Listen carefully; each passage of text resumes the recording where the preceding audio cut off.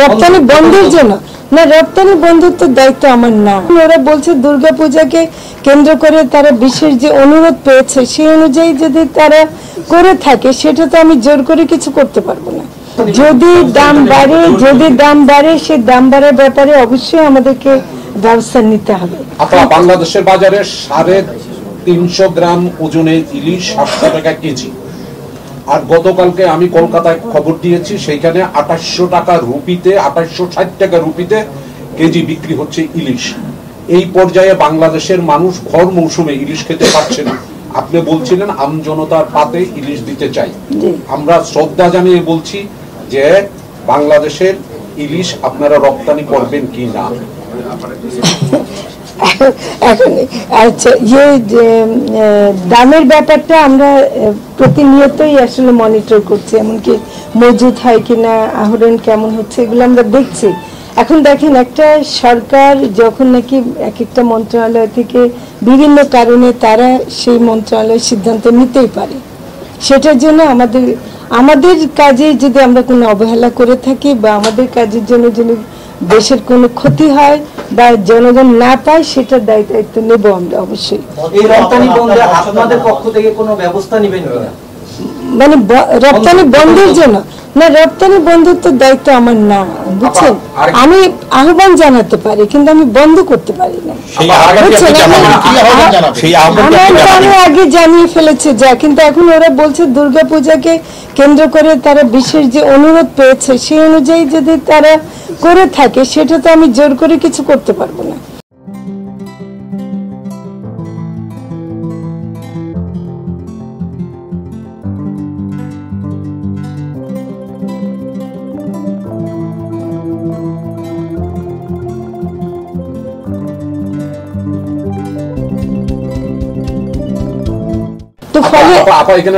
বাংলাদেশে কিন্তু পশ্চিমবঙ্গের চেয়ে বেশি পুজো হয়, 33,000 অধিক মণ্ডপে বাংলাদেশে পুজো হয়, সেই পরিমাণ পুজো কিন্তু পশ্চিমবঙ্গে হয় না।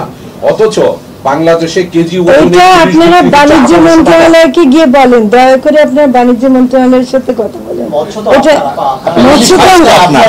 কিন্তু শোনেন, মাছ আমার, কিন্তু মাছ আমাদের অন্যান্য পণ্য যেগুলি রপ্তানি হয় সেগুলো কি সব বাণিজ্য মন্ত্রণালয় উৎপাদন করে? ওগুলো তো বিভিন্ন মন্ত্রণালয়ের অধীনে থাকে, কিন্তু রপ্তানি আমদানির সিদ্ধান্ত বাণিজ্য মন্ত্রণালয় নেওয়ার অধিকার তো তাদের আছে, এবং তারা সেই বিশেষ প্রেক্ষিতে নিয়ে। আর একটা কথা পরিষ্কার করি, পূজার সাথে আমি আমাদের যারা হিন্দু ভাই বোনরা আছেন তাদের সাথেও কথা বলছে, দেখছি ধর্মীয় ভাবে ইলিশের সাথে পূজার কোনো সম্পর্ক আছে কিনা সেটা আমি শুনেছি নাই। কাজে এটা আমরা যেমন ভালো খাবার খাই, সে ভালো খাবার খাওয়ার একটা অংশ হিসেবে তারা নিতে চাচ্ছে, কিন্তু পূজার সাথে এটার কোনো সম্পর্ক নাই। তো এটা পরিষ্কার করা দরকার। অনেক সময় মনে হবে যে আমরা খুব নিষ্ঠুরভাবে একটা ধর্মীয় অনুষ্ঠানকে ক্ষতিগ্রস্ত করছে, তা কিন্তু না। আপনারা দয়া করে বাণিজ্য মন্ত্রণালয়ের সাথে কথা বলেন, তারা নিশ্চয় বিশেষ একটি অনুরোধের প্রেক্ষিতে করেছেন, সেই অনুরোধটাকে আমরা খণ্ডন করব, সেটা আমরা করতে চাই। 3,000 না আরো বেশি, 3,800 মেট্রিক টন, কিন্তু দিতে পারেনি। ওটা হলো যে দিতে পারেনি, দিয়েছে মাত্র 1,000, বুঝছেন? এবার বরং তার সাথে কম অনুমতি।